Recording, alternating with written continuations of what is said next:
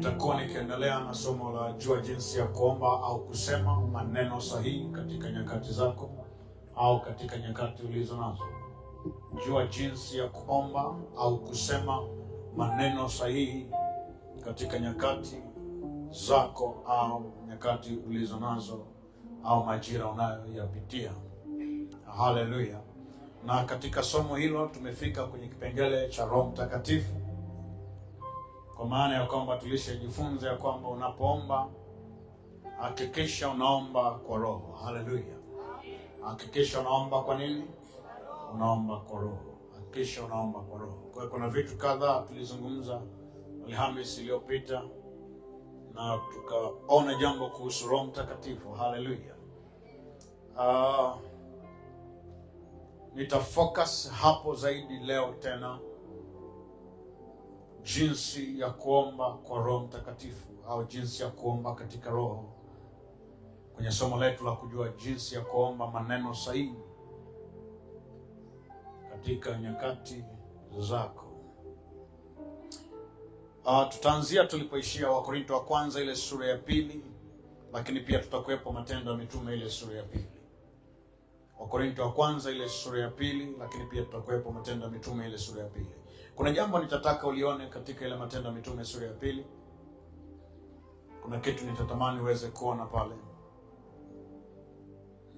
Sara blosa kada. Kuna kitu nitatamani uweze kuona pale katika ile Matendo ya Mitume sura ya 2.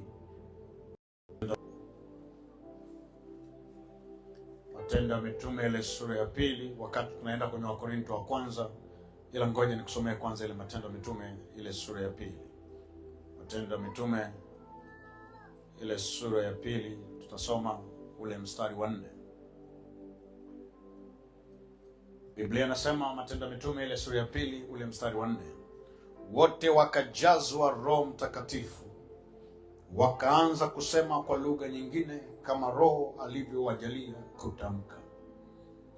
Wote wakajazwa Roho Mtakatifu, wakaanza kusema kwa lugha nyingine kama Roho alivyowajalia kutamka. Haleluya. Kuna kitu nilitaka ukione hapa. Okay, ngoja nisome kuanzia mstari wa kwanza mpaka ule mstari wa 4. Biblia inasema, hata ilipotimia siku ya Pentekoste, walikuwako wote mahali pamoja. Kukaja ghafla kutoka mbinguni uvumi kama uvumi wa upepo wa nguvu ukienda kasi, ukaijaza nyumba yote waliokuwa wameketi. Kukawatokea ndimi zilizogawanyikana kama ndimi za moto uliowakalia kila mmoja wao. Alafu anasema wote wakajazwa Roho Mtakatifu. Wakajazwa Roho Mtakatifu. Sema wakajazwa Roho Mtakatifu.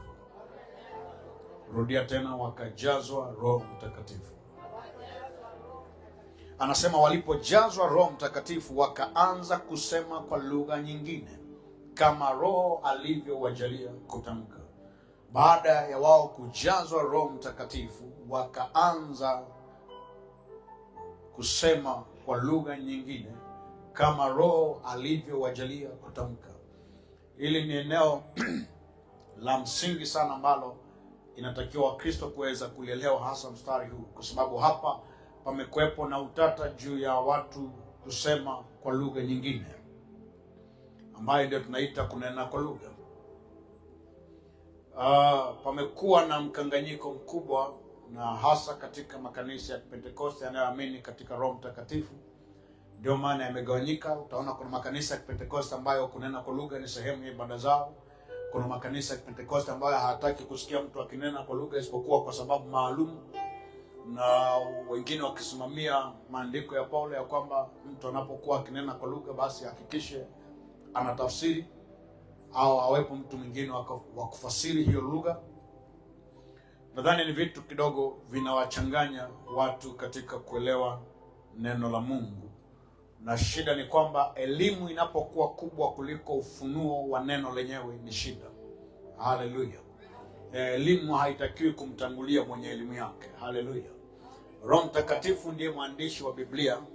Yeye ndiyo muasisi, ndiyo author, ndiye mwandishi mkuu wa Biblia. Manake ndiye anayejua alichokiandika. Kwa ukitaka kuielewa Biblia Hakikisha ni yeye anakufundisha. Hakikisha ni yeye anakufunulia aliyoyasema katika maandiko. Haleluya. Kwa hiyo kuna vitu kidogo Wakristo tumekuwa tukichanganya. Hello. Sasa wako waliosimamia msingi ya kwamba unaponena kwa lugha ni lazima ufasiri, ili kwamba watu wote waweze kuelewa. Sasa sikiliza, tuko tunanena kwa lugha watu 10 kanisani, watu 20. Nani atasimama na kutafsiri watu 20? Bwana Yesu asaidie sana. Sasa kuna vitu kidogo lazima vieleweke. Iko saa ya kunena kwa lugha. Kwa mfano, hawa walikuwa wakinena kwa lugha, na walipokuwa wakinena kwa lugha, pamoja na kwamba baadhi ya lugha ambazo walikuwa wakinena, ukisoma hapo katika Matendo ya Mitume, zilikuwa ni lugha za mataifa na makabila ya watu ambazo wao hawakuzijua, kwa sababu baadaye waliokuwa wakiwasikia walianza kuuliza ya kwamba, je, wote hawa si wa Galilaya? Je, wamepata wapi kujua na hata kusema maneno haya kwa lugha zetu wenyewe? Sasa wa Galilaya ni watu ambao hawana sifa ya elimu, kwa sababu ni watoto wa ziwani. Waambie kujua kuvua na kusoroza, si unanielewa? Ukiongea lugha za uvuvi, kanchinga, samaki wa bichi, watakuelewa vizuri, lakini habari za darasani usiwaambie. Wanaweza kusaidia sana. Kwa hiyo walikuwa si wasomi kiasi kwamba walikuwa wamejifunza lugha. Hapana. Lakini katika maneno waliokuwa wakisema, ni vitu gani wamevisema? Ukisoma ile Matendo ya Mitume sura ya 2 unapoendelea kule chini, maandiko yanasema walikuwa wakiyasema matendo makuu ya Mungu. The great work of God. Walikuwa wakiyasema ama wakiyashuhudia matendo makuu ya Mungu. Maana yake nini? Walikuwa wakimsifu Mungu. Unanielewa sasa? Walikuwa hawatoi unabii kwa mataifa waliokuwa wakiwasikia. Maandiko yanasema walikuwa wakiyasema maneno au matendo makubwa ya Mungu. Watu wakashangaa tu kwamba iweje tunaweza tukawasikia kila mtu kwa lugha yetu wenyewe. Na zimetajwa pale baadhi ya lugha za mataifa ambazo zilisikika pale. Na wakati zile lugha zinaongelewa, zilikuwa hazitoi unabii, zilikuwa zikisema matendo makuu ya nani? Ya Mungu. Unanielewa sasa? Ndivyo neno linavyosema.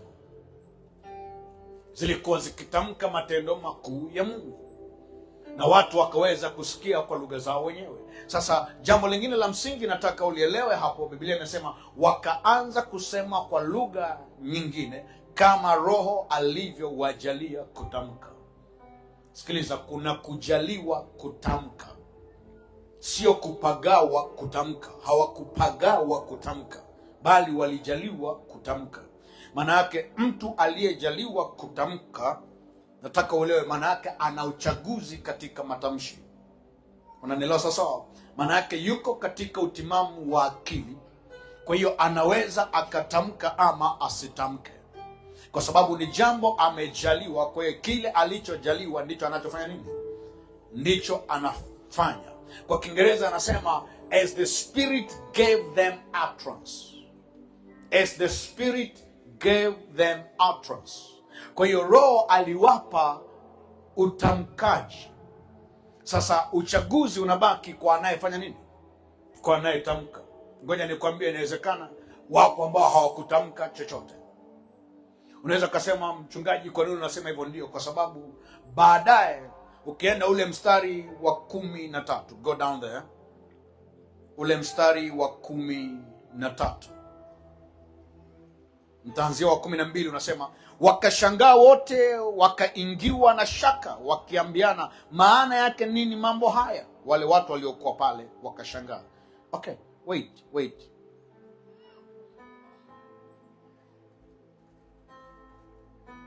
Nisome ule mstari wa 5 kwanza, msikie story ya watu hawa.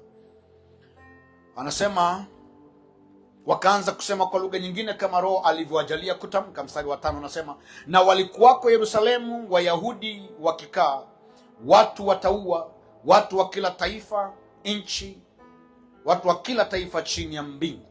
Sikiliza, watu wa kila taifa chini walikuweko wapi? Yerusalemu. Sawa. Anasema basi sauti hii iliposikiwa, makutano walikutanika, wakashikwa na fadhaa, kwa kuwa kila mmoja aliwasikia wakisema kwa lugha yake mwenyewe. Wakashangaa wote, wakastaajabu, wakiambiana, tazama, hawa wote wasemao si wa Galilaya? Imekuwaje basi sisi kuwasikia kila mtu lugha yetu aliyozaliwa nayo?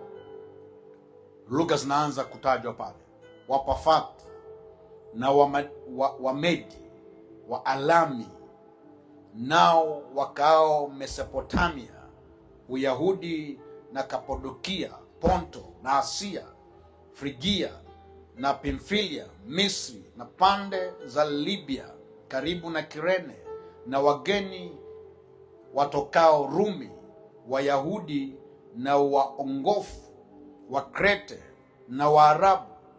Tunawasikia hawa wakisema kwa lugha zetu matendo makuu ya Mungu.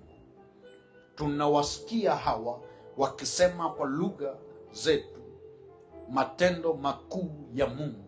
Wakashangaa wote, wakaingiwa na shaka, wakiambiana, maana yake nini mambo haya?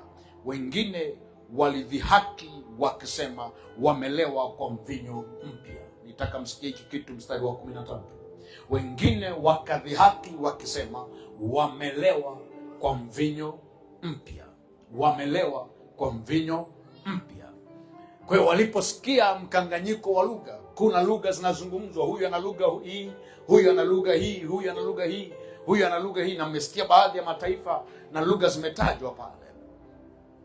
Wakawa wanashangaa, anasema walikuwa wakisema matendo makuu ya Mungu. Walikuwa wakisema matendo makuu ya Mungu. Ndio maana nikakwambia walikuwa wakimsifu Mungu. Unanielewa sasa? Walikuwa wakifanya nini?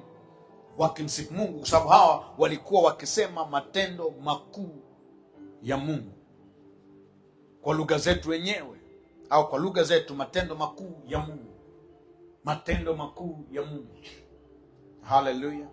Wengine waliwadhihaki wakisema, wamelewa kwa mvinyo mpya. Kwa nini? Kwa sababu of course wanafanana kama waliofanya nini? Kama waliofanya nini? Kama waliolewa. Haleluya. Wanafanana kama waliolewa. Kwa hiyo wakasema hawa wamelewa kwa mvinyo mpya. Lakini Petro akasimama pamoja na wale 11, akapaza sauti yake akamwambia, enyi watu wa Uyahudi na ninyi nyote mkao Yerusalemu, lijueni jambo hili, mkalisikilize maneno yangu. Sivyo mnavyodhani, watu hawa hawakulewa, maana ni 3:00 ya mchana. Lakini jambo hili ni lile lilonenwa kwa kinywa cha nabii Yoeli, itakuwa siku za mwisho. Kwa hiyo wakati wengine wakisema wamelewa hawa, Petro kumbe alikuwa akisikia. Unanielewa sasa? Kwa hiyo miongoni mwa watu ambao hawakuwa bize na kunena kwa lugha, Petro alikuwemo. Maana alikuwa akisikia dhihaka zilizokuwa zikifanya nini? Zikiendelea. Maandiko yanasema akasimama pamoja na wale tenashara, kisha akaanza kusema, sikieni enyi watu wa Uyahudi na wote mkao Yerusalemu. Watu hawa hawakufanya nini? Hawakulewa kama mnavyo dhania. Bwana Yesu asaidie sana. Anawaambia hawakulewa kama mnavyo dhania, lakini hili ndio lile lililonenwa na nabii nani? Yoeli akisema. Kwa hiyo anawarudisha sasa kwenye historia. Yoeli aliwahi kusema nini kwa habari ya Roho Mtakatifu? Bwana Yesu asaidie sana. Hallelujah. Okay. Sasa jambo moja nimetaka ulielewe hapo. Nimetaka ujue ya kwamba walikuwa wakinena kama Roho alivyowajalia kutamka. Biblia ya Kiingereza inasema as the Spirit gave them utterance.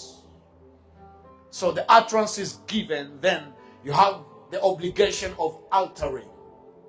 Kwa hiyo usemi unapewa au unaletwa, au matamshi yanaletwa kwako. Sasa wewe uko kwenye eneo moja tu la kuchagua kufanya nini? Kutamka. Unanielewa sasa? Kwa hiyo nina imani ya hata kwa Petro kutamka kulipelekwa. Sawa sawa? Kwa alikuwa katika hiari ama ya kutamka ama kutofanya nini?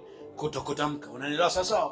Lakini pia utaona hiari aliyochukua Petro, kwa alitumia muda wake kusikiliza ni nini kinachosemwa na hao waliofanya nini? Waliokuwa wakiwasikia. Na hivyo akasimama na majibu. Alafu sikiliza. Anasema sikieni maneno yangu, hajasema sikieni maneno ya Mungu. Umesikia tulivyosoma pale? Petro anasema sikieni nini? maneno yangu. Na kisha akaanza kueleza ni nini ambacho kiko kinatokea kwa saa hiyo. Sasa Biblia inaposema wakaanza kusema kwa lugha nyingine kama Roho alivyowajalia kutamka, haka ni kaeneo ambako Wakristo wengi wamekorogwa na wamekorogwa kwa sababu sijui ya vitu gani. Sikiliza, Roho Mtakatifu sio pepo, hampagawi mtu. Roho Mtakatifu anapojaa ndani yako, kwanza nataka uelewe, ametumia neno kujaa. Sawa? Kwa hiyo Roho Mtakatifu hufanya nini? Hujaa. Sema hujaa. Nimekueleza baadhi ya viashiria kadhaa vya Roho Mtakatifu kama ushahidi ya kwamba amejaa, sababu tayari yuko ndani yako. Sawa sawa, eh? Okay, nataka muweze kuelewa kidogo hapa jambo. Unajua, kabla ya hapa, Matendo ya Mitume sura ya 2, ukisoma kwenye Injili ya Yohana, Yesu aliwagawia wanafunzi wake Roho Mtakatifu. Biblia inasema akawavuvia. Maandiko yanasema and he breathed in them. Alifanyaje? Alifanya hivi, akapuliza upepo, kisha akawaambia pokeeni Roho. Unadhani Yesu aliposema pokeeni Roho siku ile hawakupokea? Hawakupokea. They received it. Walipokea. Walipokea. Inawezekana wapo waliojua kwamba walipokea na wengine labda hawakujua kama wamefanya nini, kama wamepokea. Of course, iko uwezekano kabisa. Unaweza ukapokea Roho Mtakatifu na usijue ya kwamba umekwisha fanya nini, umekwisha pokea. Nitakupa ushahidi wa maandiko. Nitakuonesha jinsi ambavyo Paulo anamsisitiza Timotheo katika waraka wa kwanza wa Timotheo na waraka wa pili. Anamsisitiza Timotheo kuchochea karama ya Roho Mtakatifu aliyoipokea kwa kuwekewa mikono na wazee. Kwa hiyo Timotheo alikuwa akiishi kama mtu ambaye hana karama yoyote ya Roho Mtakatifu na akitumika kama mtu ambaye hana karama ya Roho Mtakatifu, lakini Paulo anamwambia no, tayari ulikwisha pokea kitu. Siku ulipowekewa mikono, kuna kitu ulifanya nini? Kuna kitu ulipokea, lakini wewe una wajibu mmoja. Unawajibika kuhakikisha kile ulichopokea kinafanya nini? Kinaamka. Kama unanielewa? Anamwambia chochea. Maandiko Kiingereza amesema stir up. Stir up the gift. Chochea. Kwa hiyo unaweza ukaona Roho Mtakatifu kumbe huwa ana asili ya kufanya nini? Ya kuchochelewa.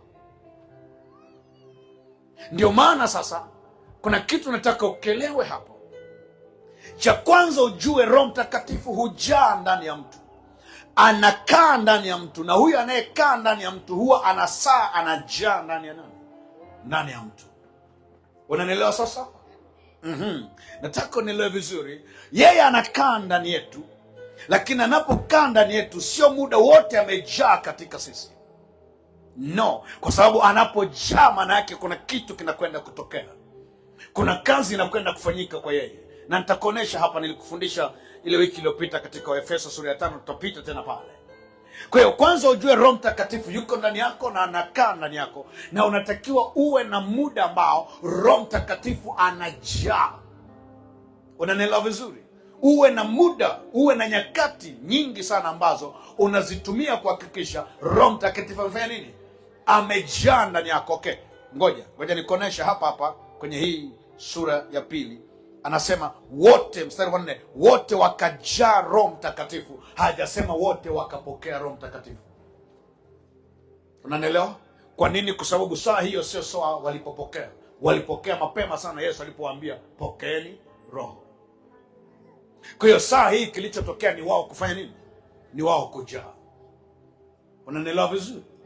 Wakajaa Roho Mtakatifu. Wakaanza kusema kwa lugha nyingine kama Roho alivyowajalia kutamka. Haleluya. Kwa hiyo walijaa Roho. Walijaa Roho. Baada ya kujaa, ndipo zile semi zikaanza kutoka kwenye vinywa vyao, kwa wao kuchagua kuanza kufanya nini? Kutamka. Naomba unisikilize. Kwa hiyo lazima uwe unajaa Roho Mtakatifu. Jaa Roho Mtakatifu. How does it happen? Inatokeaje sasa? Sikiliza. Nilikueleza siku ya Alhamisi iliyopita, nilikwambia Roho Mtakatifu, zipo dalili mbalimbali za wewe kujua kama umejaa. And of course, wala sio siri, wewe mwenyewe utajua kwamba hapa nimefanya nini? Nimejaa.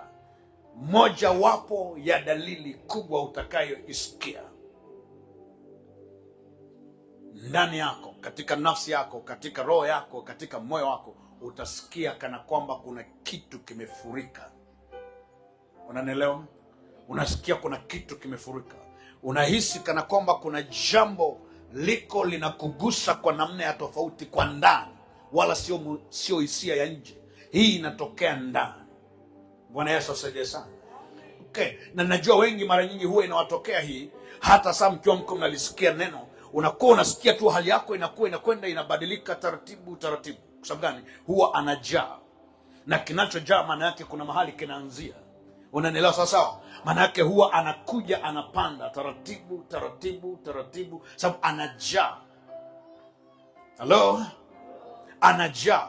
Kwa hiyo unaweza ukawa hata umekaa hapo huko unalisikiliza neno, na ndani yako unasikia kama kuna mazingira yanabadilika, kama vile katika moyo wako kuna mazingira yako yanabadilika. Maana yake nini? Roho tayari ametibuka, amechochewa. Kuna kitu kiko kinamchochea roho, na kinapokuwa kinamchochea tayari anaanza kujaa, anaanza kujaa, anaanza kujaa, anaanza kujaa. Na kadri anavyojaa, unasikia mwenyewe mazingira yako hapo ulipo ni kama yanakuwa yanabadilika, yanakuwa yanabadilika. Sasa unakuwa unahisi kama vile unatamani kufanya kitu fulani, unatamani kufanya jambo fulani, unatamani labda useme jambo fulani, unatamani labda utoe sauti fulani. Hiyo inakuja, okay, yale ndio majaliwa. Sasa yule aliyejaa tayari anaanza kukujalia, ndio zile hali unaanza kusikia, ndio zile hali unaanza kufanya nini. Sasa kuna wengine kwa sababu ya kuzuia, ile nguvu huwa inakuwa kubwa kiasi kwamba wanashindwa kucontain, mishipa na mifupa ya mwili haiwezi tena kuzuia ile hali. Sasa kwa sababu amejizuia muda mrefu na hataki kuvuruga ibada, ndio hilo utaona kuna mwingine ataanguka, mwingine atapiga makelele, kwa itatokea vitu tofauti. That is the sign kwamba umefanya nini? Umejaa. Bwana Yesu asaidie sana. Na kama Mkristo, hiyo ni muhimu sana, hiyo ni muhimu sana. Yani unatakiwa fike mahali ujishangae kwamba hivi zinawezaje kuisha siku 7 katika juma hujajaa Roho Mtakatifu. That means hauko sawa. Yani kuna kitu hakiko sawa kwenye maisha yako. Kuna jambo, yani wewe ni Mkristo ambaye hata haujui kama ni Mkristo. Mkristo ni hatari wiki nzima kuisha haujafanya nini? Haujajaa. Yani hapo nimekupa siku 7. Yani katika siku 7 hata siku moja usijae roho. Umerogwa na nani? Umerogwa na nani? Na katika ibada unaingia mwanzo mpaka mwisho usijae roho. Yani sauti hii unaisikia, alafu hata hapo ulipokaa huko kawaida tu hauwezi kusikia hata chembe za roho kuchochewa. Umerogwa na nani? Bwana Yesu asaidie sana. Lazima ukae unasikia. Alafu ngoja nikwambie, Roho Mtakatifu ana tabia moja. Yaani kadri tunavyozidi kumsema sema ndivyo ambavyo waga anachangamka. Sio, unanielewa? Najua baadhi yenu kuna watu wako wanamsikia ndani yenu anakoroga, yuko analikoroga sasa. Yuko analikoroga. Sababu hiyo ni tabia yake, sababu saa hii yuko anasema, yani hapo ulipo huko unasukosuko tu ndani yako, na kuhakikishia mpaka ninamaliza hapa utakuwa umefurika. Kwa sababu hiyo ni tabia yake. That is his character. Hivyo ndivyo alivyo, huwa hapendi kuchokozwa. Maana hapa tuko tunafanya nini? Tuko tunamtibua, tuko tunafanya nini? Tunachochea.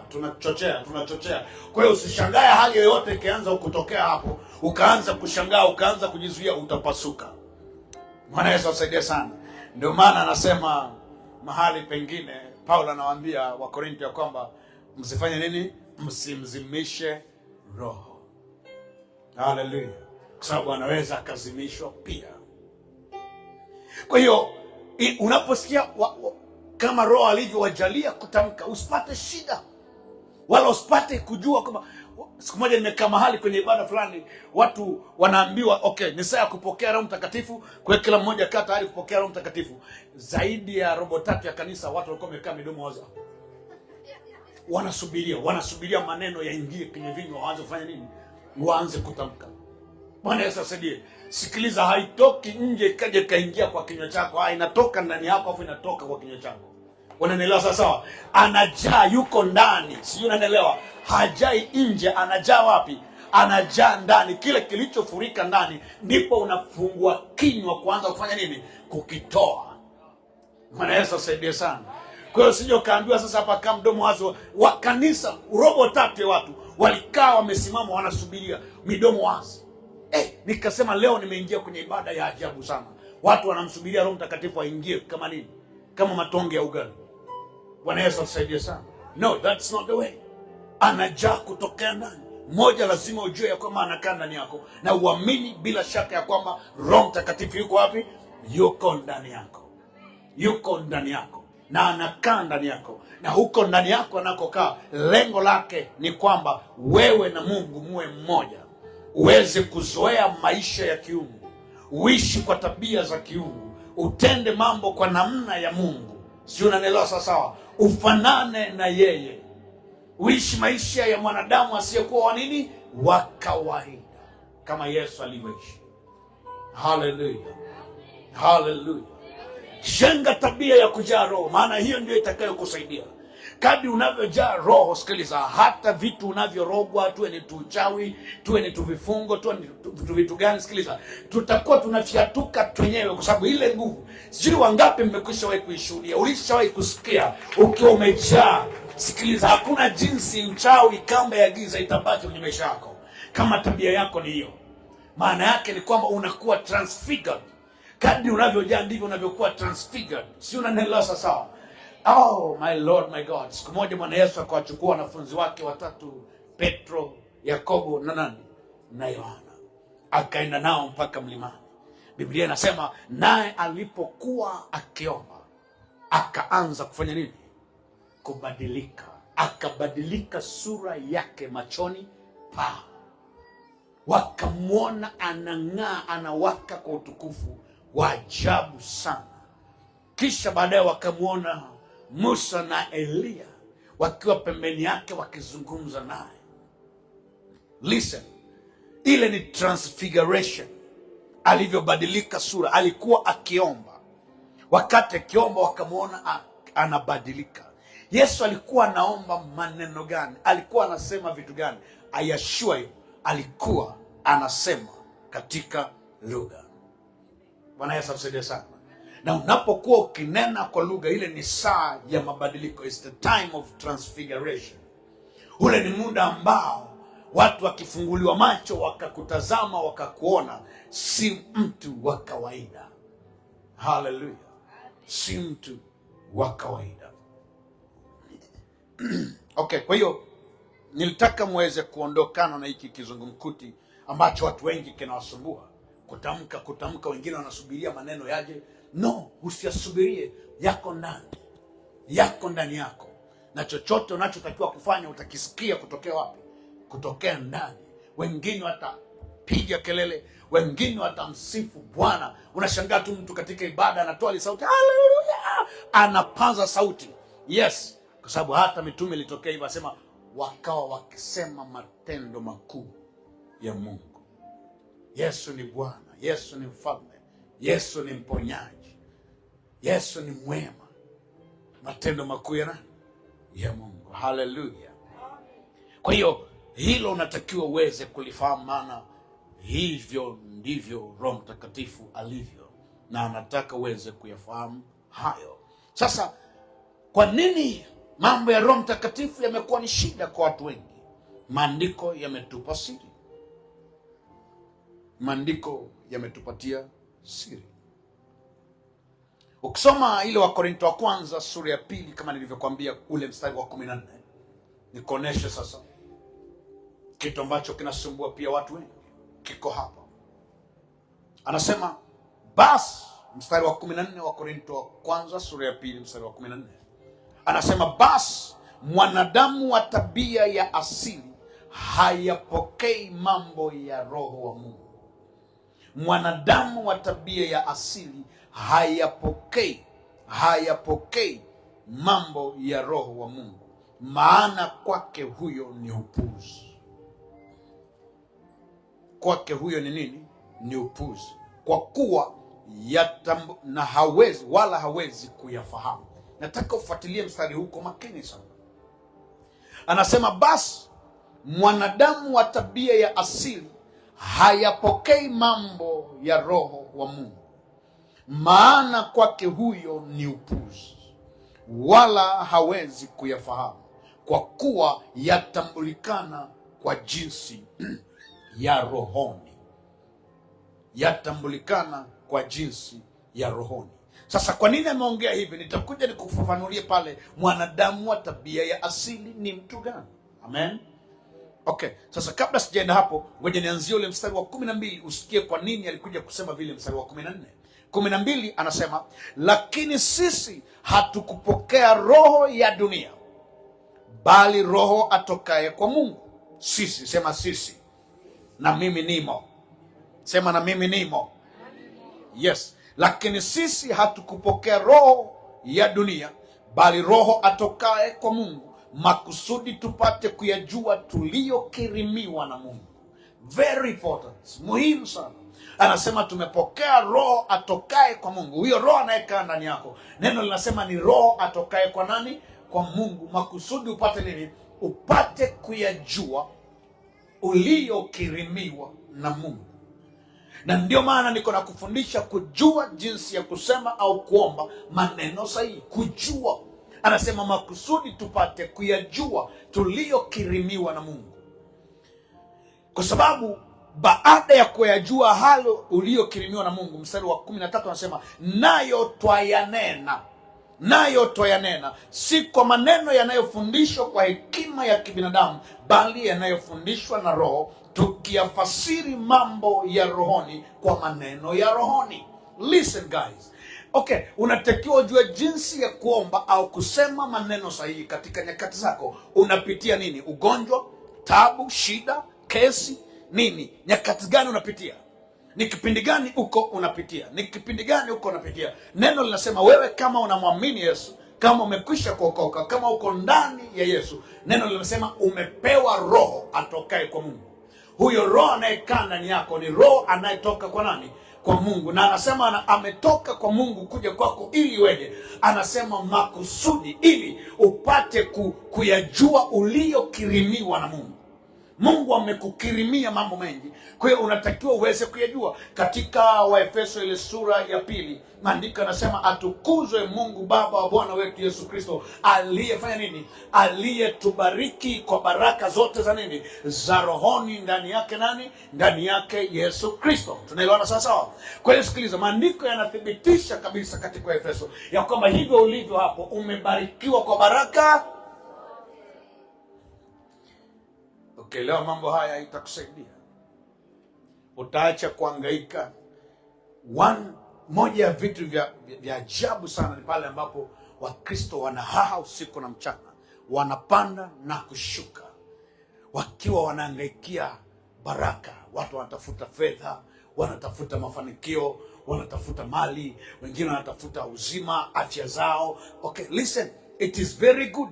Lakini sikiliza, shida kubwa inayokusumbua wala sio afya, wala sio kufunguliwa, wala sio mali, wala sio utajiri. Kuna kitu kakiondoka kwenye ufahamu wako, maisha yako yatabadilika. Maana utakuwa na access, utakuwa na fursa ya kujua yote uliyokirimiwa na Mungu, na utayanena na maneno. Na maandiko yamesema utayanena si kwa maneno yanayotamkwa kwa hekima za kibinadamu. Hapo kuna siri.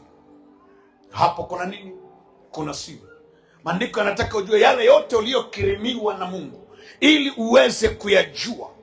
Anasema kuna jinsi ya kuyanena, na amesema hatuyaneni kwa maneno ya hekima za kibinadamu. Hello?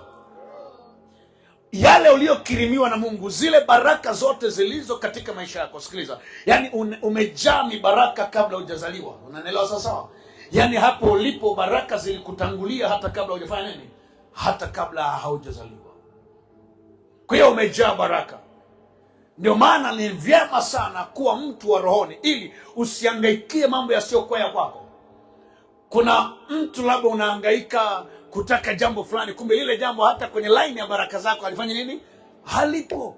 Kuna jambo lingine ambalo ukilijua ukalitafuta tu haraka utakutana nalo, maana liko kwenye nini? Liko kwenye line ya mibaraka yako. Haleluya. Shika wanaelewa sasa. Wengine wako mashuleni, jioni wanahangaika, mtu anasoma kitu ambacho hatakiwi kusomea kabisa, ila yuko tu kwenye pressure ya elimu. Ni kwa sababu hajui anatakiwa kuwa nani, anatakiwa asome kitu gani. Lakini kwa wana wa Mungu haitakiwi kuwa hivyo. Bwana Yesu tusaidie sana. Anasema makusudi tupate kufanya nini? Kuyajua tuliyofanya nini? Tuliyokirimiwa na Mungu. Oh, hallelujah. Listen.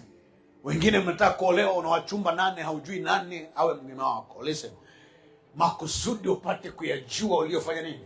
Uliyokirimiwa na Mungu. Sijakwambia ya kwamba sasa Mungu akikwambia mume wako katika hawa 8 ni huyu hapa, kwamba sasa huyo atakuwa ni mteremko. Sikiliza, inaweza ikawa ndio kamba moja ya balaa. Lakini makusudi ni kuyajua uliyofanya nini? Uliyokirimiwa na nani? Na Mungu. Hallelujah. Yaani mtu yuko anahangaika, anacheza kamali, hajui aende kulia, aende kushoto. Wewe ni mwana wa nani? Mwana wa Mungu haendi hivyo.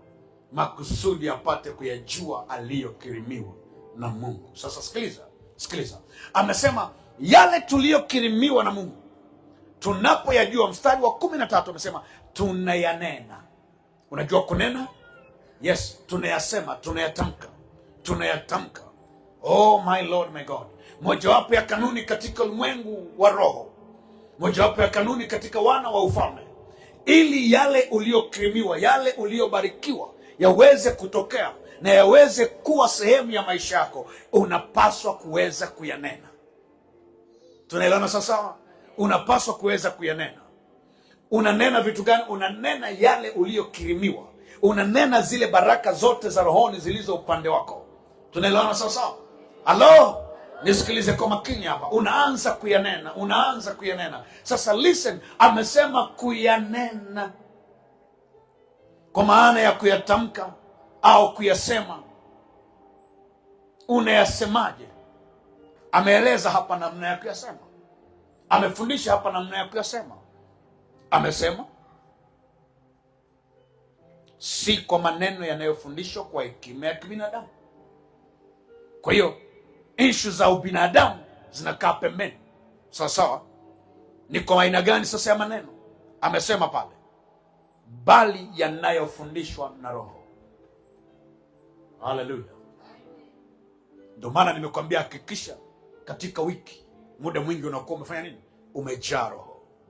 Maana saa umejaa Roho ndio saa mwalimu yuko kazini, Roho Mtakatifu. Ndio saa anakufundisha. Ndio saa atakujalia kwanza kutamka. Si unanielewa vizuri? Anasema kwa maneno yanayofundishwa na Roho. Na anasema hayo maneno yanayofundishwa na Roho inakuwaje? Anasema tukiyafasiri mambo ya rohoni kwa maneno ya rohoni. Kwa hiyo sijui kama unanielewa. Uliokirimiwa yote yako wapi? Yako wapi? Baraka zako zote ziko wapi? Yes. Unanielewa sasa? Na anasema hayo yaliyoko rohoni, wewe kazi yako ni kuanza kuyanena. Na saa unapoyanena, hauyaneni kama mwanadamu wa kawaida. Amesema hapo hatutumii hekima, maneno yenye hekima ya kibinadamu. Anasema tunatumia maneno tuliyofundishwa na Roho. Na anasema hayo maneno yanahitaji kutafsiriwa. Anasema tukiyafasiri mambo ya rohoni kwa maneno ya rohoni. Kwa hiyo hata yale tunayoyanena, anasema tunayanena kwa Roho, alafu tunakuwa tunayafasiri kwa nini? Unanielewa? Kwa maneno ya nini? Unanielewa? Ndio maana unaponena kwa lugha itakugharimu muda. Unaweza ukajikuta unaongea maneno 5,000 ndani ya sekunde moja, kwa sababu kuna vitu huko unatirisha. Hapo kuna kuyanena maneno, alafu pili kuna kuanza kuyafasiri yale maneno uliyoyanena, lakini pia kwa maneno mengine ya nini? Ya rohoni. Unanielewa sasa? Hapo ndipo wachawi wanaotaka kukuroga hawapati chochote. Unanielewa? Wanashangaa tu huko unafurika. Wakati unafurika hawa hawana majibu. Hawajui ya kwamba hiyo ndio saa huko unaachilia mibaraka yako. Huko naelezea habari za kujenga nyumba yako. Huko naelezea habari za masomo ya watoto wako waliokwama, jinsi watakavyoanza kuendelea. Hapo huko unatoa siri za jinsi gani mabinti zako wote wataolewa bila kuzuiliwa na mtu yeyote. Lakini muda huo huko nayasema mambo ya rohoni na kuyafasiri mambo ya rohoni kwa maneno ya nini? Kwa maneno ya rohoni. Hallelujah. Yes. Ndio kitu unakuwa uko nafanya muda huo. Na kwa sababu hiyo utashangaa tu Yani very soon unaona kila kitu kinaanza kukaa mguu sawa. Unashangaa huyu aliyekuwa amechelewa unaona na yeye jina lake limetokea mahali. Huyu ambaye alikuwa achumbiwa unashangaa akirudi nyumbani sasa hivi anakuambia mama leo nimechumbiwa na watu 80 siku moja. 80. Sio kama unanielewa sawa sawa. Alafu anakuambia nisaidie kuchagua, mama utachanganyikiwa. Bwana Yesu akusaidie sana. Yes, very good. That is the key. Huu ndio ufunguo, ndio siri anatupa Paulo hapa. Anatueleza hapa siri kubwa sana. Ndio maana ni shauku yangu ya kwamba usibaki hivyo ulivyo. Yaani nilisema nataka kanisa hili lile la watu ambao wakija watu wengine hapa wageni kuabudu wasema hii kanisa la walevi. Sio, unanielewa? Sababu wakija hapa watu wananena kwa lugha A to Z. Mwanzo mpaka, unanielewa sawa? Yes, kwa sababu lengo ni kwamba usibaki hivyo ulivyo. Sababu tulishagundua ya kwamba yale yote uliyokirimiwa na Mungu, zile baraka zote zilizo katika ulimwengu wa roho, Roho Mtakatifu anatuambia njia pekee ya kuzipata ni kuanza kuzinena. Na tunazinenaje? Tunazinena kwa maneno ya rohoni, tukiyafasiri mambo ya rohoni kwa maneno ya nini? Kwa maneno ya rohoni. Haleluya. Na maandiko yanasema yeye anenaye kwa lugha. Okay, Wakorintho wa kwanza ile sura ya 14, twende pale. Sura ya 14. Wakorintho wa kwanza sura ya 14. Uone Mungu wetu alivyo ajabu sana. Yaani utaona vitu vimewekwa siri tu. Hadi maneno ya rohoni tunayafasiri kwa jinsi ya roho. Ndio maana sasa ulipofika ule mstari wa 14 akaanza kuongea habari za mwanadamu wa tabia ya asili. Sasa kabla hatujaenda kwa mwanadamu wa tabia ya asili, nenda ile sura ya 14. Sura ya 14. Kama kuna mtu amefika anaweza kanisaidia kusoma ile sura ya 14 wa Korintho wa kwanza sura ile ya 14. Okay. Nitaanza mstari wa kwanza. Biblia inasema ufuateni upendo na kutaka sana karama za rohoni, lakini zaidi kwamba mpate kuhutubu. Zaidi kwamba mpate kuhutubu. Mstari wa pili anasema maana yeye anenaye kwa lugha, sema anenaye kwa lugha. Anasema maana yeye anenaye kwa lugha hasemi na watu, bali husema na Mungu. Anayenena kwa lugha anakuwa anasema na nani? Anakuwa anasema na nani? Anakuwa anasema na nani? Kwa hiyo wewe saa uko unamshangaa mtu anayenena kwa lugha, wewe umetulia tu hapo kama vile mdori. Mwenzako yuko anasema na nani? Yuko anasema na nani? Yes. Kwa hiyo ukaona mtu ananena kwa lugha usishangae, na wewe unga nini? Unga tera, maana yake umechelewa. Mwenzako tayari yuko anasema na Mungu saa hiyo. Sawa. Anasema yeye anenaye kwa lugha hasemi na watu, bali husema na Mungu. Maana hakuna asikiaye, lakini anena mambo ya siri katika roho yake. Siri. Kunena kwa lugha kumetuwekea nini? Siri. Ndio maana baraka zetu zote Mungu ameziweka wapi? Rohoni. Mahali pa nini? Mahali pa siri. Maana akiweka wazi wachawi watakunyang'anya. Bwana Yesu asifiwe. Wachawi wanaiba mpaka watoto walioko tumboni. Can you get it? Mtoto yuko tumboni na wote mnaamini yuko tumboni, amewekwa na Mungu, lakini chawi moja linaweza ikasema hauzai. Utazaa panya mwaka huu na utazaa panya. Bwana Yesu asifiwe. Unanielewa sasa? Can you imagine that? Na ndio maana Mungu vitu vingi akaweka nini? Akaweka siri. Na yeye mwenyewe akakaa wapi? Akakaa sirini. Hata maombi anasema tuombe kwa nini? Tuombe kwa siri. Na tunaomba kwa siri muda gani? Saa tunanena kwa nini? Saa tunanena kwa lugha. Bwana Yesu atusaidie sana. Saa tunanena kwa lugha. Na ndio maana hata pale Yerusalemu kila mmoja alichukua lugha yake. Sasa sikiliza, Biblia inasema walikuwekwa watu mataifa yote ya dunia. Sasa nyewe mnajua mitume walikuwa 12 tu. Hayo ni mataifa mangapi? Mataifa mangapi? 12, si ndio? Lakini mpaka Yesu anaondoka ameacha watu wangapi unajua? More than 120. Zaidi ya 120. Zaidi. Not a limit. Zaidi. Hiyo it's to the maximum. 120. Kwa hiyo kuna zaidi ya kundi la watu 100 walikuwa wanafanya nini? Walikuwa wananena kwa lugha. Unanielewa sasa? Unanielewa vizuri? Na ndio maana ingelikuwa rahisi sana kwa Petro kuweza kuwa mtu ambaye anasikilizia pembeni, ili kwamba yeye naye asiingie katika kunena kwa lugha. Ndio maana ikawa rahisi kusikia hao watu wanasema nini. Wamesema tumelewa. Akasema eko, sikilizeni niwaambie kitu. Watu hawa hawajalewa. Akamwambia ndio kwanza ni saa 3 za asubuhi. Japo mji huu ni alikutanaga na walevi saa 3 za asubuhi. Lakini Wayahudi wanasema wao kwao ni mwiko saa 3 za asubuhi kufanya nini? Kulewa. Kwa hiyo mkawaambia hata wale wanaolewa asubuhi, waambieni kulewa asubuhi ni mwiko, asubuhi ni muda wa nini? ni muda wa kazi. Haleluya, yes. Wanashangaa mji huu alo, saa 3 saa 4 asubuhi unakutana na mtu kwa barabarani, haeleweki kama anaenda mbele anaenda nyuma, ajiuliza ametokea wapi. Huyu ametokea wapi masaa haya? Haleluya, halo. Kwa hiyo mkawashauri, kama ni baba yako ambia baba, sikiliza, wewe unalewa usiku bwana. Amen. Yes, listen very carefully. Listen very, very carefully. Anasema, maana yeye anenaye kwa lugha hasemi na watu, bali husema na Mungu, maana hakuna asikiaye, lakini anena mambo ya siri katika roho yake. Kienda ule mstari wa 4 anasema, yeye anenaye kwa lugha hujijenga nafsi yake, bali hautubuye hulijenga kanisa. Anasema, mimi nataka ninyi nyote mnene kwa lugha. Unasikia Paulo anavyosema? Nataka ninyi nyote mfanye nini? Ninyi nyote mfanye nini? Maana anajua faida yake. Na huyu ndiye mtume pekee aliyesema, katika ninyi nyote hakuna naye nena kwa lugha zaidi yangu. Maana yake Paulo, kila neno alilokuwa akiomba ilikuwa ni katika nini? Ilikuwa ni katika lugha. Haleluya. Sikiliza, anza kunena kwa lugha kwa fujo, maana kunena kwa lugha huko ndiko kuomba rohoni. Na wakati ukiomba rohoni, hapo ndipo utapokea zile siri, utapokea yale mambo uliyokirimiwa na Mungu, namna ya kuyatamka, namna ya kuyasema. Hapo ndipo utapokea jinsi ya kuweza kuyafasiri mambo. And then unaweza kusema, mchungaji, lakini kuna wakati ninayaandika mahitaji, ninakuwa nahitaji. Okay, sikiliza, umeandika mahitaji kwa ufahamu gani? Kwa akili gani? Kwa akili ya kibinadamu au kwa akili ya roho? Unanielewa? Siku moja nikwambia, kuna watu waga mnajaza makaratasi, mmeandika mahitaji, kumbe hayo sio mahitaji, ni ujinga. Utajikuta robo 3 ya vitu umeandika katika ulimwengu wa roho kule kwenye laini yako havipo. Unanielewa? Hilo umekazana tu, unaomba usiku na mchana, umekamata karatasi uko nayo, wengine mnaweka mpaka kwenye vichwa vya vitanda vyenu, mnelalia eti uko naiombea karatasi yako. Listen guys, you have to know. Unatakiwa uweze kujua, uweze kufahamu, na njia pekee ya kuomba maneno sahihi na vitu sahihi. Listen carefully.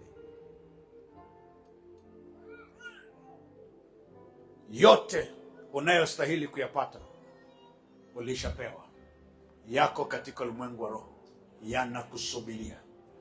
yanakusubiria ukayanene, ili uweze kuyapokea, ili uweze kuyaleta kwenye ulimwengu unaofanya nini? Unaonekana. Wewe ndiye unayewajibika. Umechelewa muda mrefu kwa sababu umekuwa ukitembea na mahitaji chungu nzima, na saa ukiyaomba jirani yako anasikia.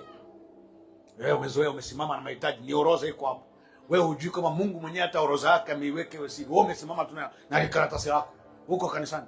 Baba, nataka gari. Mwaka huu ni wa kununua gari. Shauri linalo kuroga linakusikia hapo, nakwambia utaendesha mawe. Sio, unanielewa? Linakusikia tu. Mwaka huu ni mwaka wa kuendesha gari. Gari ni haki yangu. Nitaendesha gari mwaka huu. Shauri linakusikia, lazima wewe labda mawe yageuke kuwa magari. Sio, unanielewa?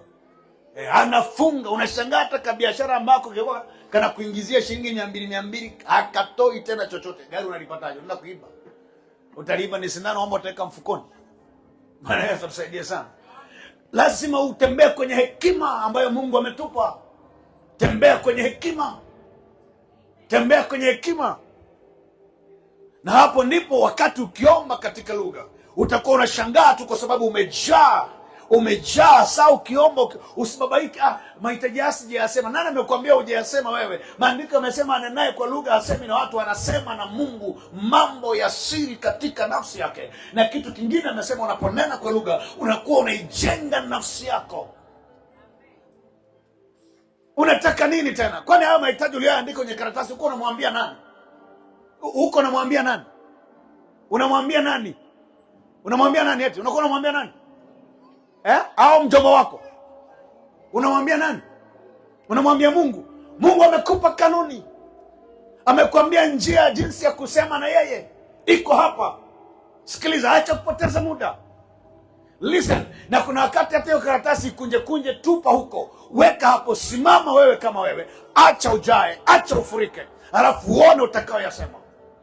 na kuna saa Roho atakupa mpaka kutafsiri yale unayosema. Wewe mwenyewe utajua, hapa saa hii niko nazungumzia kitu hiki, hapa saa hii niko namwombea fulani, hapa saa hii niko naombea mtoto wangu, hapa saa hii niko naombea nyumba yangu. Utajua, maana ndiyo makusudi yake, kwa sababu kuna saa anaiona shauku yako ya ndani ni kutaka ufahamu wako wa kibinadamu upokee ufahamu, then yeye anakupa ufunuo wa ule ufahamu. Shikamana nela sasa. Ninakueleza haya kwa sababu mimi ni shahidi wa haya. Yako mambo nimeyapokea kwa kunena kwa lugha, na nikayasema mpaka Roho aliponipa kibali kwamba hebu tamka na hii. Lakini kabla sijalitamka kwa maneno ambayo wanadamu wanaweza wakaelewa, tayari nimekwisha kuitamka kwa maneno ambayo ni siri kati ya mimi na nani? Mimi na Mungu peke yake. Bwana Yesu atusaidie sana. Shika hii, nakupa ni kanuni. Mtu yeyote anayemdiscourage Mkristo kunena kwa lugha ni mchawi, anamchelewesha. Sijui kama anaelewa.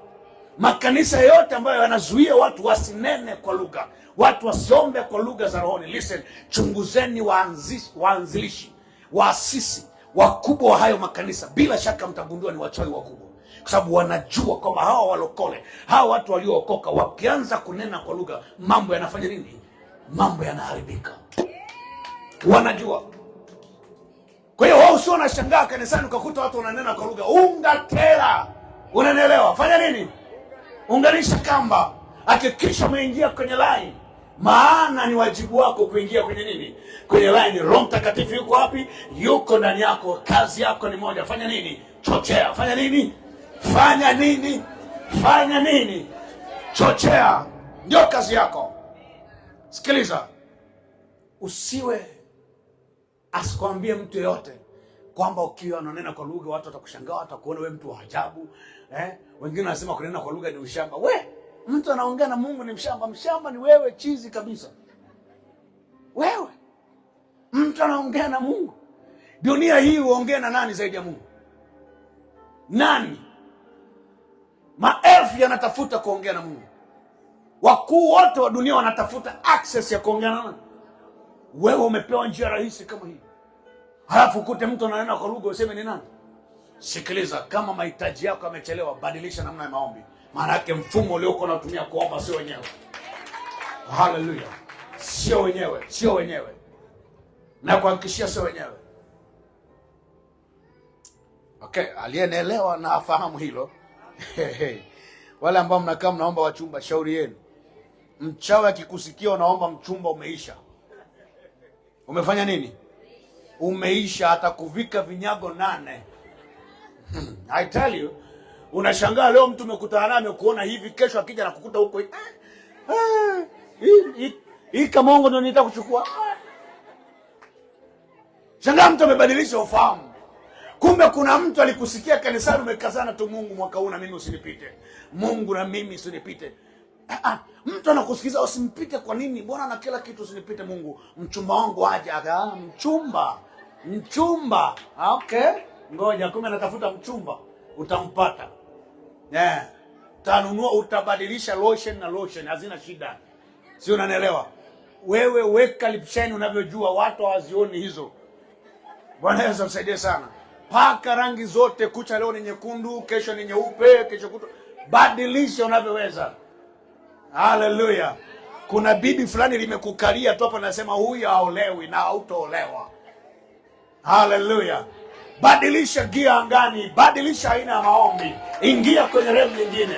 Alafu uone wachawi wote hawatosikia, wala hawatojua, wala hawatoona. Na saa wachumba wanakuja, wao hawatokuwepo, maana hawatembei na wewe. Watasikia tu habari ametolewa mahali huyo.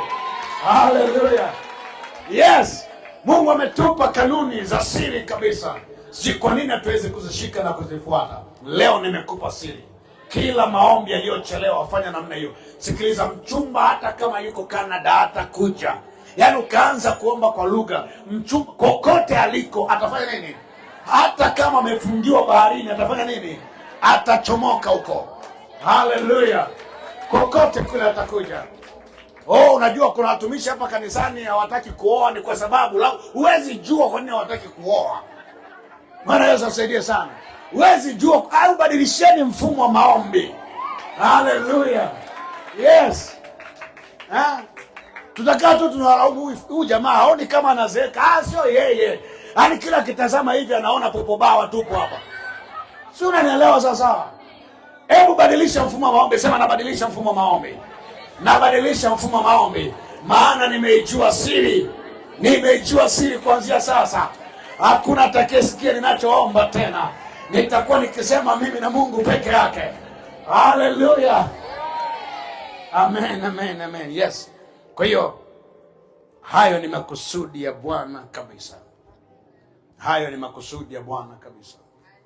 Anataka kila mmoja apige hatua. Kila mmoja afanikiwe. Kila mmoja asogee. Sikiliza, hata kama ni biashara, ni kazi, kazini kwako kuna mtu anakusumbua, huyu amejiroga. Amefanya nini? Amejiroga. Wala hata usishughulike naye. Wewe ingia tu kwenye maombi, anza kumtukuza Bwana kwa ajili ya kazi yako. Then unapomtukuza Bwana, unajua unachokuwa unafanya? Pale uko unachochea. Unachochea nini? Kujaa. Unanielewa sawa? Yes, unachochea kujaa. Ukishajaa, anza kutamka yale Roho anayokujalia kutamka. Anza kunena kwa lugha. Nena kwa lugha. Nena kwa lugha. Nena kwa lugha. Hallelujah. Kama ni chawi utasikia asubuhi inna lillahi. I'm telling you. Sikiliza, hii nakwambia ukweli, wala sina mashaka na hiki ninachokuambia. Hello? Oh my Lord, my God. Muda wa kuomba maombi ya kibinadamu umepita. Ni muda wa kuomba kama Roho anavyotaka. Ni muda wa kuomba maneno sahihi katika nyakati tunazopitia. Na ni muda hata wa kuzitengeneza nyakati sisi wenyewe. Hallelujah, hallelujah. Yes, sasa nikasema nitakwambia siri ile mstari wa 14. Hello? By the way, Roho Mtakatifu ananiambia okay, this we can do next time. Ananiambia hii tunaweza tukafanya hata wakati mwingine. Let me give you time to pray. Ngoja nikupe muda wa kuomba. Sawa? Yes, get your time. Chochea kilichoko ndani. My Lord, my God. Okay. Yes. Mtu akinenda kapa, lakini kuna kitu kimoja Roho ananiambia hapa nikwambie.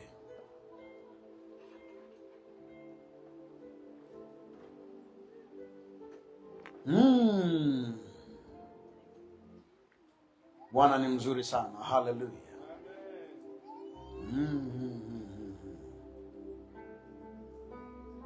Ngoja nikuoneshe jambo moja hapa la ajabu sana. Roho Mtakatifu kwa nikumbusha hapa. Kuna kitu nilikueleza pale. Roho Mtakatifu anambia kuna watu unaweza wakataka ushahidi. Kuna watu wanaweza wakataka ushahidi. Kuna watu wanaweza wakataka ushahidi. Hebu mtu mmoja fungua waraka wa pili wa Timotheo ile sura ya kwanza. Waraka wa pili wa Mtume Paulo kwa Timotheo ile sura ya kwanza.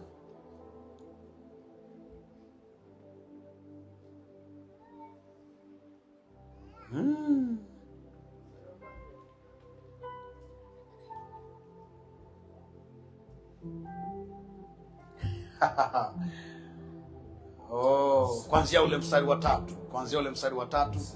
My Lord, my God, my Lord. Nasoma. Namshukuru Mungu nimwabuduye kwa dhamiri safi. Tangu zamani za wazee wangu. Kama vile nikukumbukavyo wewe daima. Katika kuomba kwangu usiku na mchana. Huyu anayesema hivi ni nani? Ni Mtume Paulo, sawa? Yeah. Huyu ni Mtume Paulo, yuko anamwambia Timotheo. Nataka usikilize hizi vitu. Timotheo ni mtoto wa kiroho wa Paulo. Sasa Paulo yuko anamwandikia waraka huu, ni waraka wa pili. Sikiliza maneno ambayo Paulo yuko anamwambia Timotheo. Okay, pastor, naomba nikusaidie. Kwanza ule mstari wa 3 anasema, namshukuru Mungu nimwabuduye kwa dhamiri safi tangu zamani za wazee wangu. Can you get that? Anasema Mungu afanye nini? Amwabuduye kwa nini? Kwa dhamiri safi. Somebody. With a pure conscience, as my forefathers did. As my forefathers did. Kwa dhamiri safi tangu zamani za wazee wangu. Kiswahili, nimwabudie kwa dhamiri safi kama baba zangu walivyofanya, au kama mababa zangu au mababu zangu walivyofanya. Ndicho alichokusudia kusema Paulo. Anasema anamwabudu Mungu kwa dhamiri safi kama mababu zake walivyofanya. Ndivyo Biblia ya Kiingereza ilivyosema. Ngoja nikusomea mstari huo kwa Kiingereza. Anasema, I thank God whom I serve with a pure conscience, as my forefathers did, as without ceasing. As my forefathers did. We kama mibabu zako ilikuwa michawi, achana nayo, omba kwa dhamiri safi kuanzia sasa. Lakini Paulo anasema kama mababu zake walivyofanya. Unajua yuko anazungumzia nani hapa? Yuko anazungumzia Ibrahim, Isaka na Yakobo. Kama unanielewa? Ndio yuko anawazungumzia hapa. Anasema anamshukuru Mungu, amwabuduye kwa dhamiri safi. Can you get that point? Mwabudu Mungu kwa dhamiri safi. You know, the pure conscience. This is your issue ya kwamba nina dhambi au sina dhambi. Listen, hii ni issue ya kwamba wakati unaomba dhamiri yako umeiwekaje?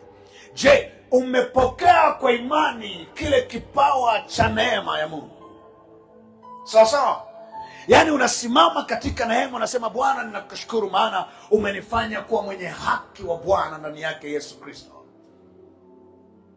Maana unaposimama mbele za Mungu, mbele za Bwana, hausimami kwa sababu ya jitihada ulizonazo. Unasimama kwa sababu ya yule Kristo uliyemwamini. Na huyo ndio mwenye uwezo wa kuweka dhamiri yako kwa nini? Kuwa safi. Ni kwa njia ya Yesu pekee dhamiri zetu ni nini? Ni safi. Ndio maana katika Yohana anasema hata dhamiri yako ikikuhukumu, yeye aliyekuita kwake ni mkuu kuliko nini? Kuliko dhamiri yako. Maana yake na dhamiri yako inatakiwa uitiishe kwenye kafara, kwenye sadaka, kwenye neema ya nani? Ya Yesu Kristo. Unaelewa sawa? Yaani okay. Anasema hapa, Mungu ni mwabuduye kwa dhamiri safi kama mababu zangu walivyofanya. Huyo ni Paulo anamwambia Timotheo. Sikiliza anachoendelea kusema.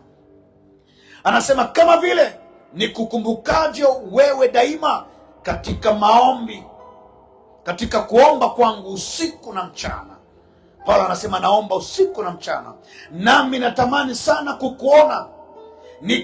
Natamani sana kukuona nikiyakumbuka machozi yako, ili nijae furaha.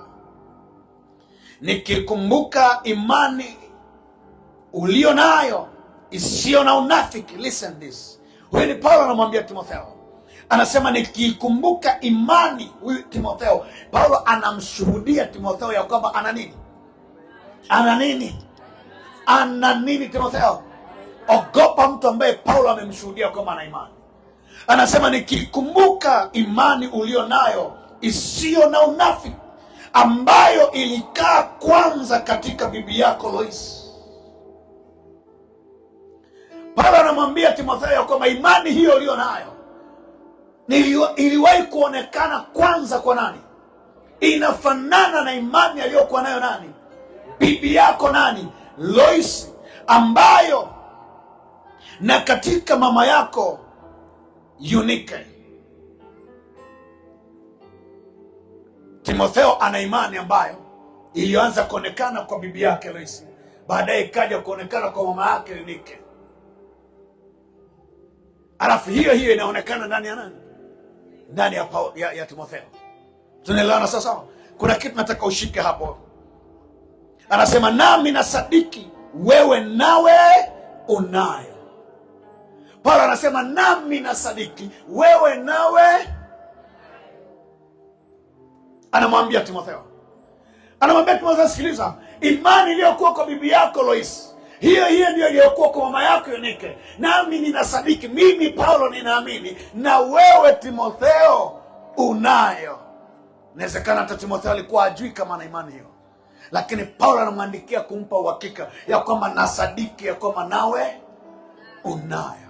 Kama nilivyokwisha kukwambia, hata wewe hapo ulipo unacho kiasi cha imani kinachofanya nini? Kinachokutosha. Haleluya. Paulo anamwambia Timotheo, imani hiyo nasadiki unayo. Na kwa sababu anasadiki ya kwamba imani hiyo anayo, nini kinafuata? Sikiza mstari wa 6. Anasema kwa sababu hiyo na kukumbusha uichochee karama ya Mungu iliyo ndani yako kwa kuwekewa mikono yangu. Maana Mungu hakutupa roho ya woga, bali ya nguvu na ya upendo na ya moyo wa kiasi. Anamwambia shida sio imani, Timotheo.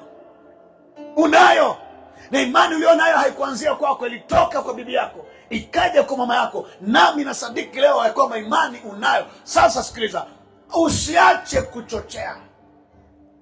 Chochea, maana yake jaa, furika. Unanielewa sasa? Paulo anamwambia Timotheo hapa, anamwambia uichochee karama ya Mungu iliyo ndani yako kwa kuwekewa mikono yangu. Kumbe Paulo aliwekea Timotheo mikono, alafu Timotheo akajua alibaki bila nini? Bila kitu chochote, kwa sababu labda alitegemea atasikia baridi mwili mzima, labda alitegemea atatetemeka kama kimunga, labda yote hayo Timotheo hakufanya nini? Hakuyaona.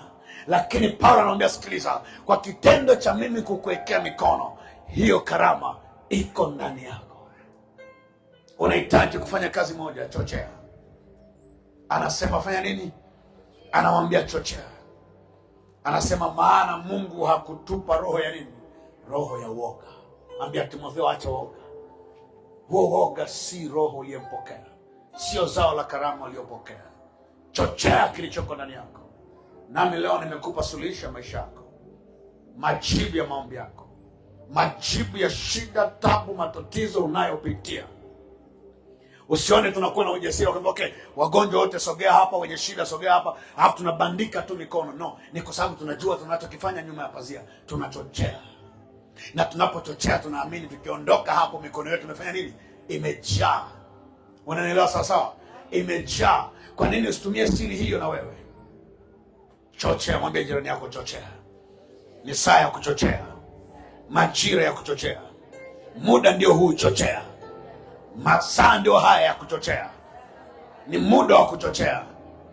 Chochea hiyo kitu iliyoko ndani, chochea hiyo kitu iliyoko ndani, maana iko tayari kwa ajili ya kazi, iko tayari kwa ajili ya matokeo, iko tayari kwa ajili ya muda wako. Sasa haya ndio majira, na hii ndio saa ya kuomba maneno sahihi, ya kusema maneno sahihi juu ya wakati huu, juu ya majira haya, juu ya muda huu. Hii ndio saa ambayo vifungo vyote, ambayo shida zote, ambayo laana zote, ambayo tabu zote zinakwenda kuona utukufu wangu, zinakwenda kuona utukufu wangu, zinakwenda kuona baraka zangu, zinakwenda kuona maajabu makubwa ya Bwana anayekaa ndani yangu. Maana ni majira yangu ya maajabu makubwa ya Bwana, ni majira sahihi ya maajabu makubwa ya Bwana, na saa ya maajabu imefika. Maana siri nimeichua, saa ya maajabu imefika.